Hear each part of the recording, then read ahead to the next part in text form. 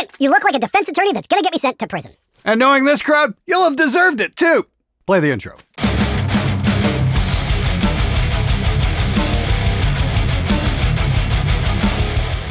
Hey everybody, how's it going? It is Thursday morning. Hope you're going to have an amazing rest of your day and an even better weekend. As the summer winds down, hope everyone's having a good time. Hope everybody's staying safe and doing well and are staying healthy. Anyway, this is my show where I try and answer your comments and questions the best I can. So if you've got a question about recording, mixing, being in a band, and just general life as a musician, hey, hit me up. If it's cool, I'll try and put it on the show. Anyway, let's get right to it. Would you consider making a video about Antelope Audio? I wonder about your opinion of their business model. An interesting bit from their privacy policy copied directly from their website. If you quit your account, you will not be able to use your Antelope Audio product because your product is the only physical device itself, but also the services reachable through your account. Okay, I was just talking with Henning the other day, and apparently they were going to charge extra to be able to use some functionality to integrate their software into your DAW. Apparently they put a lot of time and money into getting that happening because they're trying to obviously compete with Universal Audio. So that's kind of a big question mark for me at this point. It's like I was talking with John Brown about how he uses his Antelope stuff, and there's kind of like this workaround thing to get to use their plugins outside your DAW, but now you can use them inside. But apparently it's a $200 upgrade for basic functionality. I don't know. I am talking with somebody at Antelope about possibly demoing one of their newer units on the show at some point because I've got all this fucking insane amount of outboard gear and whatnot, and some of the Antelope functionality does seem to be pretty interesting. But the fact that if you quit your account, you won't be able to use even the hardware. That does raise some question marks. That does seem a little bit locked down and possibly a little bit unfair to the consumer. This seems to be a case of the company feeling entitled to something that they probably shouldn't be entitled to. That is, if you're not going to use our software, you can't use the hardware that you fucking paid for. I smell a great big heaping pile of bullshit. I don't know. What do you guys think? You tell me. I want to hear from you. So I just got this email from Gibson announcing the all-new Gibson Records in partnership with BMG. I would just like to have a big old laugh at how we all know how well they will run this company. What greedy bastards. What are your thoughts? Well, sure seems to be a week for greedy bastards. First, it's Antelope saying, you can't use our hardware if you don't use our software. Now it's Gibson saying, hey, we want to sell you records because apparently we can't make guitars well enough. I mean, I haven't heard anything back from the Gibson Corporation about me giving them an actual honest review on one of their guitars, so yeah, I don't know if they're ready for the truth. That seems to be the case anyway. I suggest we take a wait-and-see approach to this. If they have any success at it, good for them. You know what? More power to them.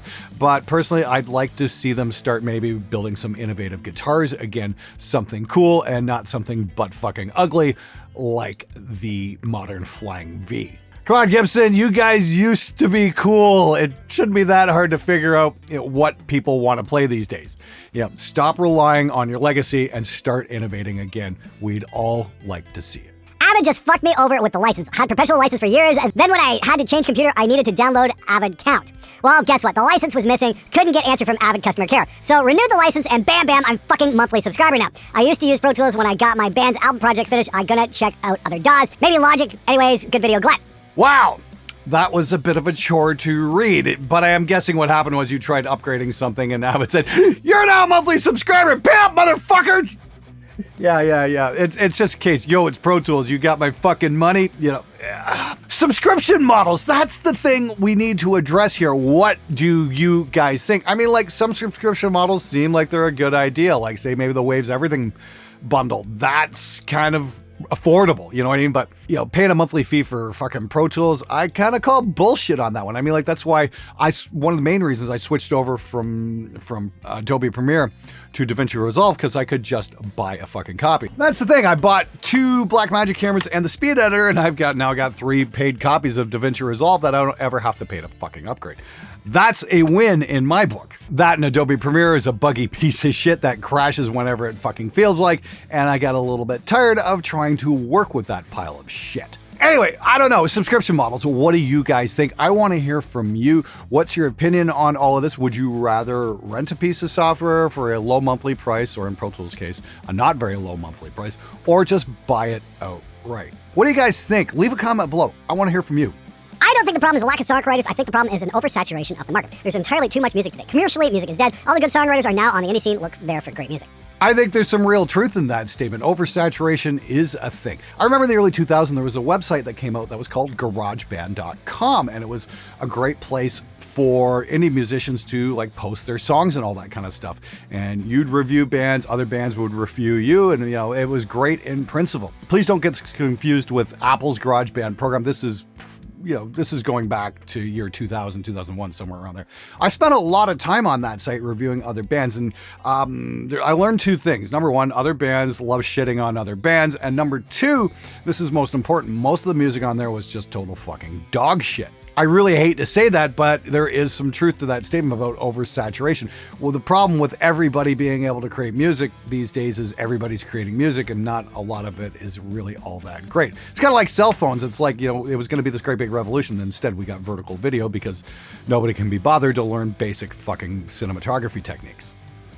That's not saying there weren't some amazing artists out there. I found a couple of really, really good bands on GarageBand.com. There was a band out of Kansas City called Thrust, and they had a song called The Professional. I've still got that one on my iPod, like 21 years later. That song kicked ass. There was another band, I forget what the hell the name of the group was, but they had this song called Sympathy. It was a little Alice in Chains kind of sound.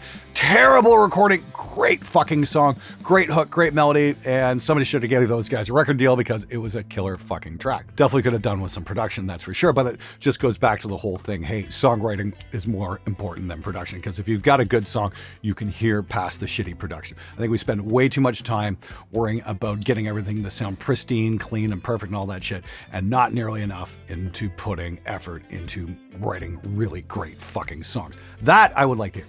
But back on the subject of oversaturation, it's definitely is the case these days, and it's very hard to find good stuff. You're definitely going to have to fucking wade through a mountain of shit before you find a nugget of gold.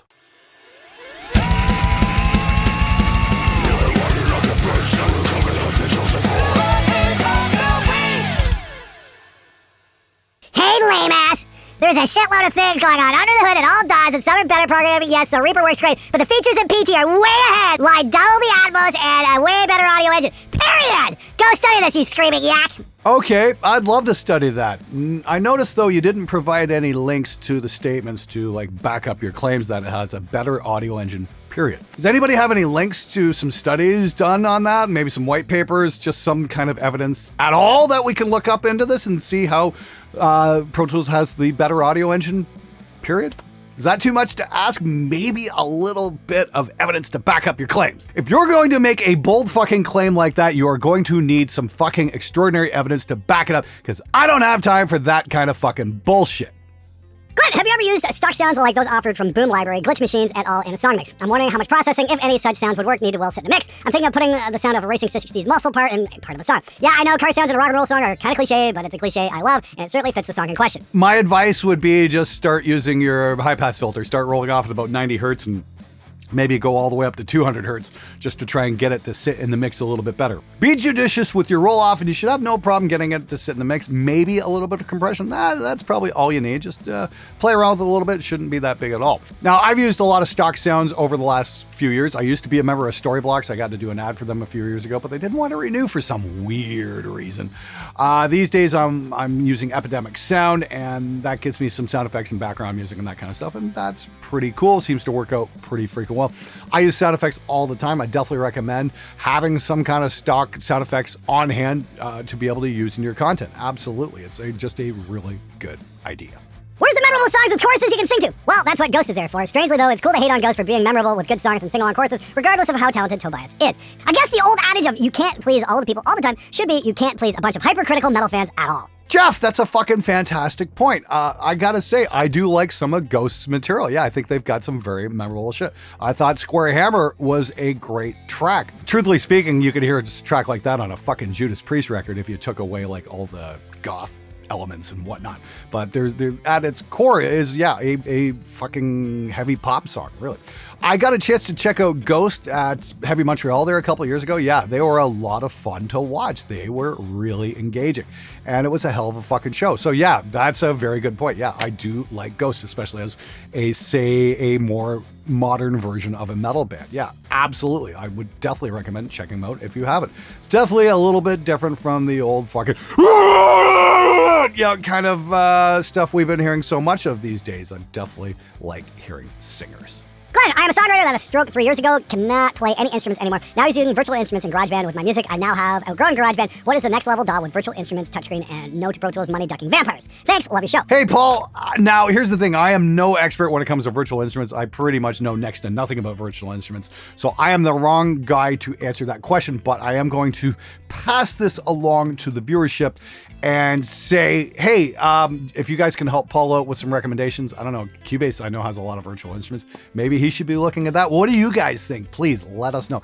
In the meantime, Paul, I'd recommend heading over to the SMG Discord and asking for help there. It's a great community, a bunch of awesome guys in there that will be happy to help you out. Hope to see you in there. And by the way, it's open to everybody in the general public.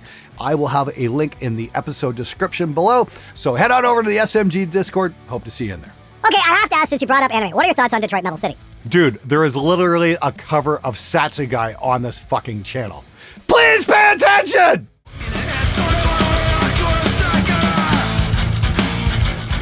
Glenn, what preamp do you recommend for tracking bass direct? I currently use a Countryman Type 85 as my DI and run through my Sony MPX2900 console. I use an Apogee Rosetta 800 for conversion to my DAW. Dude, you're probably just fine with that Sony as preamp. I mean, like, if you really want to go that much further with outboard or whatnot, there's so many great options there. I wouldn't even know where to start. Maybe some of the Black Lion stuff, you know, it's got a little bit more, say, flavor to the preamps.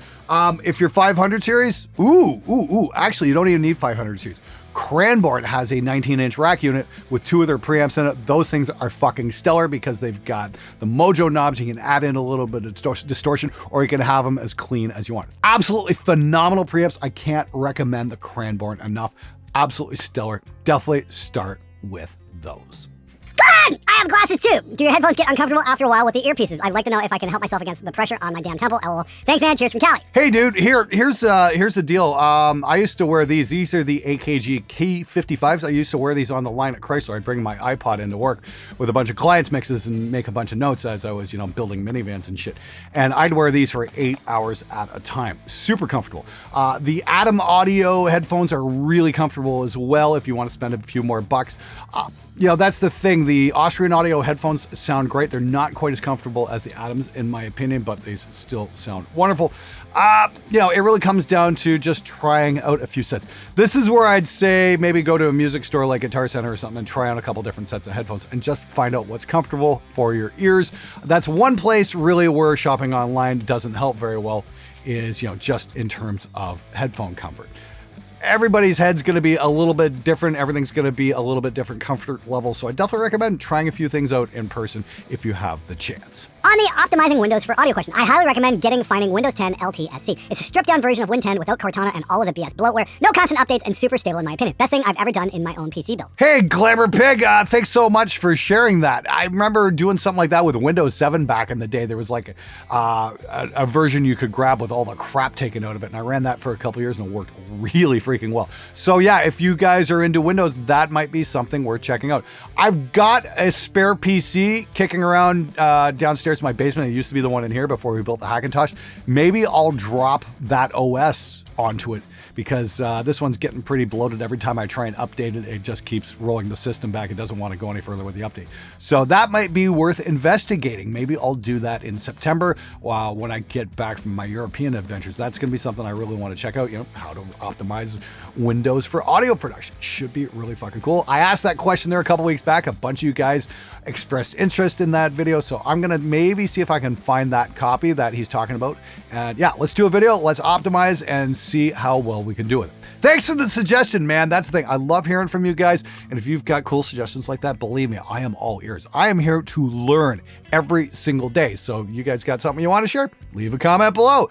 I want to hear from you. Gee, seems to be a theme on this show. Or if you don't get vaccinated in 2022, there will be no metal bands or any bands playing ever. Fix the opening reply, LOL. Unfortunately, I think you may be onto something. It is July 31st when I'm shooting this. I'm doing a few weeks ahead so I can go to Germany and go to Europe. And it's like, spent a lot of the last 2 days reading about people who are fully vaccinated having Delta cases breaking through their vaccine. They're not getting hospitalized, but it's still a giant pain in the ass. So, I mean, yeah, that's the thing.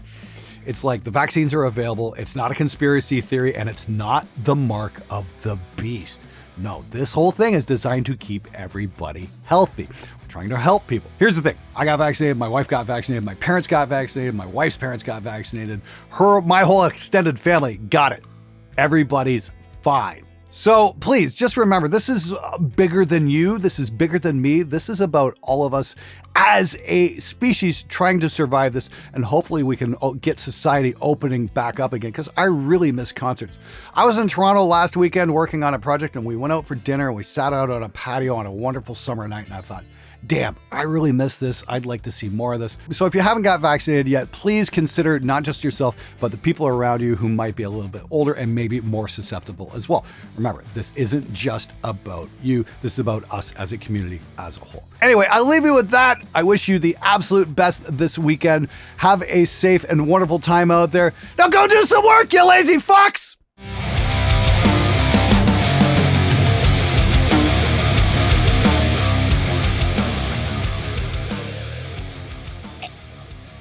I'll obviously cut their coffee drinking bit. Butter of the week. Absolutely fucking phenomenal preamps. I can't recommend the... one more time.